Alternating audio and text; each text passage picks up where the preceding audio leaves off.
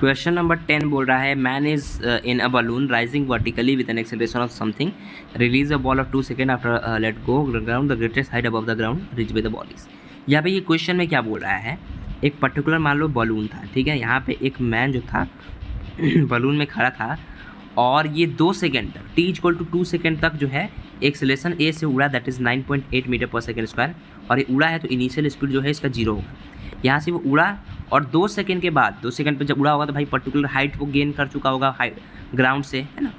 तो ये उड़ने के बाद जो है यहाँ पे एक बॉल को वो इस तरीके से u = 0 यहाँ पे ड्रॉप कर दे रहा है।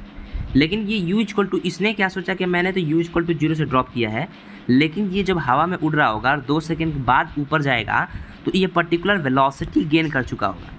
और जब भी हम लोग जानते हैं कि कोई ऑब्जेक्ट अगर वेलोसिटी गेन कर चुका होता है और वो दूसरे ऑब्जेक्ट को छोड़ता है यहाँ पे, तो इसका जो वेलोसिटी होगी इस पर्टिकुलर मैन की, वही वेलोसिटी उस पर्टिकुलर ऑब्जेक्ट की चली जाएगी।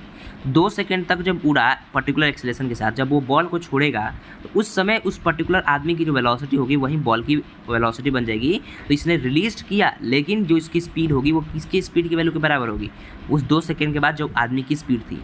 फिर यहाँ से वो स्पीड पकड़ते वो ऊपर जाएगा, ग्रेविटी इसको खींचेगी, रोकेगी, उसके बाद धीरे धीरे जो है यहाँ पे ये क्या कर जाएगा, गिर जाएगा। तो सबसे पहले हम लोग को निकालना पड़ेगा, और ये बोल रखा है कि ग्रेटेस्ट हाइट नहीं बताना है, यानी हम लोगों को जब बलून यहाँ से राइज किया एक पर्टिकुलर हाइट तक गेन किया तो ये हाइट तो बताना ही है, प्लस में बॉल जब ऊपर जाएगा और यहाँ से जितना ऊपर जाएगा ये हाइट भी हमको बताना पड़ेगा। तो 2 हाइट को हमको कैलकुलेट करना पड़ेगा। तो चलो सबसे पहले जो है हम लोग ये हाइट को कैलकुलेट करते हैं। तो इस हाइट को कैलकुलेट करने के लिए हम लोग क्या करेंगे, इक्वेशन लगाएंगे सेकेंड वाला, s = ut + में हाफ at स्क्वायर, है ना। तो उस वाले में इनिशियल स्पीड 0 है तो सीधे हम लोग लिखेंगे हाइट की जो वैल्यू होगी हाफ इंटू में एक्सेलरेशन है 4.9 इंटू में, है ना, 2 सेकेंड है तो दूनी के 4 हो जाएगा, तो 2 से 2 कटा और ये हो जाएगा, दैट इज़, है ना, 4 × 9 = 18, तो ये हो जाएगा 9.8। और 9.8 को हम लोग g के वैल्यू के बराबर भी बोल सकते हैं, ठीक है। उसके बाद हम लोग को ऊपर वाला स्पीड हम लोग को पता करना है। तो उसके लिए हम लोग सबसे पहले वेलोसिटी पता करनी पड़ेगी कि जब उसने छोड़ा 2 सेकेंड बाद तो बॉल के पास कितनी वेलोसिटी आई जो वो गेन कर पाया।